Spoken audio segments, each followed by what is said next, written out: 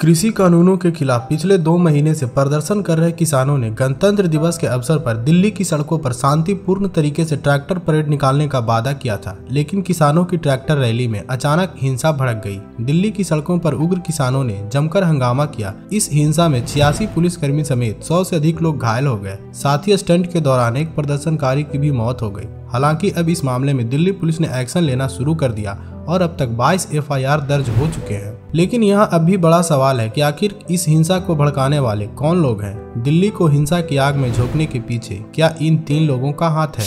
आंदोलन से जुड़े किसान यूनियनों के नेताओं ने दिल्ली में मचे बवाल और हुई हिंसक घटनाओं से खुद को किनारे कर लिया है। दिल्ली में हिंसा फैलाने और किसानों को भड़काने के लिए कई किसान नेता पंजाबी एक्टर दीप सिद्धू को जिम्मेदार मान रहे हैं, तो कुछ लोग लखा सिंह सिधाना को आरोपी मान रहे हैं। वहीं राकेश टिकैत का एक वीडियो सामने आने के बाद लोग मान रहे हैं कि किसान आंदोलन में हिंसा भड़काने के पीछे और किसी का नहीं बल्कि टिकैत का ही हाथ है। आइए जानते हैं कि कौन है ये दीप सिद्धू।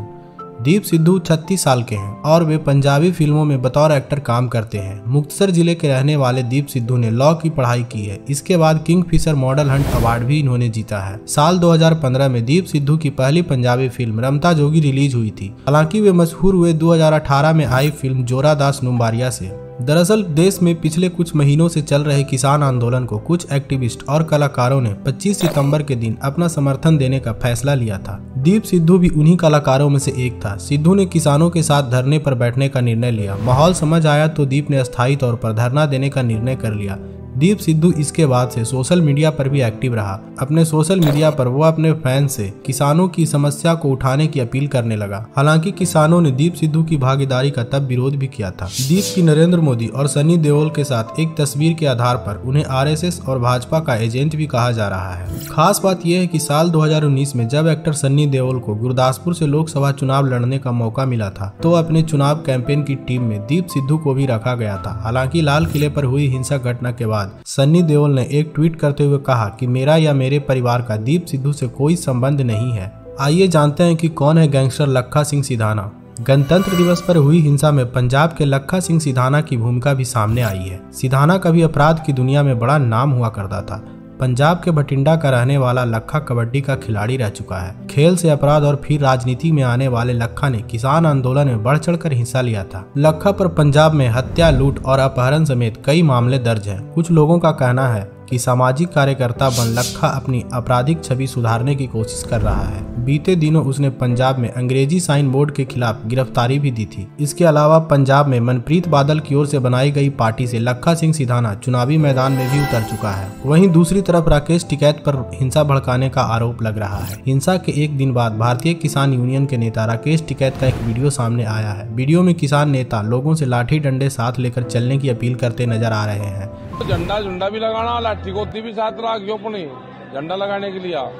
समझ जाइयो सारी बात, ठीक है? झंडा लगागा, तिरंगा भी झंडा वैसा भी लगा लियो उस पर। इस वीडियो पर मचे बवाल पर टिकैत ने सफाई दी है। हमने ये कहा कि अपना डंडा लेकर आना, झंडा लगागा उसमें। बगैर डंडे का झंडा मुझे बता दो भाई कैसे लगता है। मैं आपकी बात मान लूंगा, अपनी गलती मान लूंगा, मुझे वो हुनर बता दो। इस पूरे मामले में योगेंद्र यादव और गुरनाम सिंह ने बड़ा खुलासा किया है। भारतीय किसान यूनियन के हरियाणा प्रदेश अध्यक्ष गुरनाम सिंह ने पंजाबी फिल्म अभिनेता दीप सिद्धू पर आरोप लगाते हुए कहा कि किसान संगठनों का लाल किले पर जाने का कोई कार्यक्रम नहीं था। दीप सिद्धू ने किसानों को भड़काया और आउटर रिंग रोड से लाल किले ले गया। किसान शांतिपूर्ण आंदोलन कर रहे थे। यह आंदोलन धार्मिक आंदोलन नहीं था। वहीं कार्यकर्ता योगेंद्र यादव ने कहा कि दीप सिद्धू और गैंगस्टर से नेता बने लखा सिधाना ने पिछली रात सिंधु बॉर्डर पर भी किसानों को भड़काने की कोशिश की। योगेंद्र यादव ने आगे कहा कि इस बात की जांच होनी चाहिए कि किस प्रकार एक माइक्रोफोन के साथ दीप सिद्धू लाल किले तक पहुंच गया। किसान नेताओं का मानना है कि दीप सिद्धू के उकसाने पर ही प्रदर्शनकारी लाल किले के परिसर में दाखिल हुए थे। वहीं दूसरी तरफ मीडिया रिपोर्ट्स में दावा किया गया कि दीप सिद्धू और अन्य लोगों ने 25 जनवरी को ही संयुक्त किसान मोर्चा और दिल्ली पुलिस के बीच रूटों को लेकर बनी सहमति को मानने से इनकार कर दिया था और मंच से किसानों को भड़का रहे थे।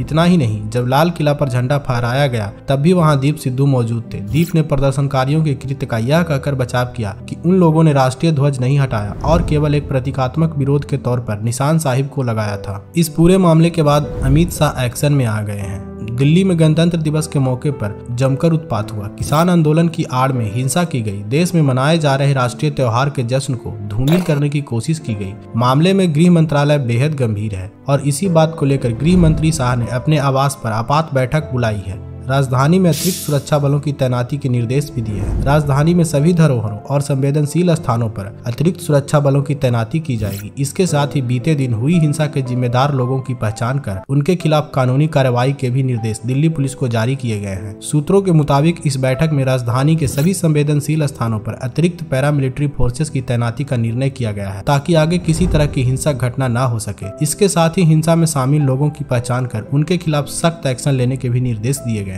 दोस्तों, पूरे मामले पर आप क्या सोचते हैं? आप अपनी राय हमें कमेंट में जरूर बताएं।